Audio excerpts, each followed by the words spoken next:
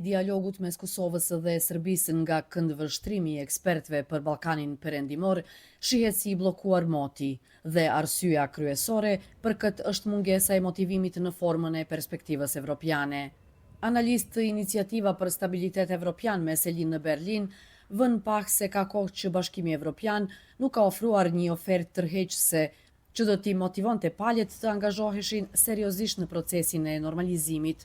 Në këtë kontekst, ata nënvizojnë se Bashkimi Evropian aktualisht merret më shumë me qetësimin e tensioneve sesa me krijimin e zgjidhjeve të qëndrueshme. U tom prostoru, međuprostoru, vakuumu. Kur Bashkimi Evropian nuk vepron në mënyrë proaktive, hapet hapësirë për kriza dhe për aktor të jashtëm që destabilizojnë situatën, siç kemi parë me ngjarjet në Banjsk apo tensionet në veri të Kosovës.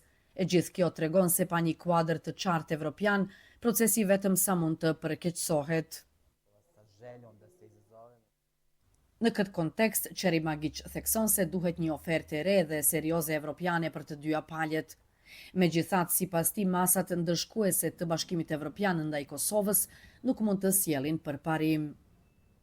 Negativnim, odnosno pokušajem sankcionisanja. Masat negative si sanksionet nuk sjellin rezultat, ato duhet të hiqeshin shumë më herët, ndërsa BE-ja duhet të ketë një strategji të qartë për veprim në kontekstin e ri global.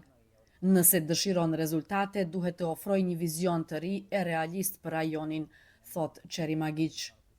Në mungesë të takimeve në dialog, ekspertet vlerësojnë se Bashkimi Evropian duhet të ndryshojë qasjen. Sipas analistit nga Berlini, pa një ofertë konkrete evropiane dhe vullnet politik nga të dyja paljet, dialogu nuk mund të përparojë. Prandaj vlerësohet se nevojitet një angazhim i ri strategjik që do ta bënte perspektivën evropiane të rajonit më të besueshme dhe të prekshme.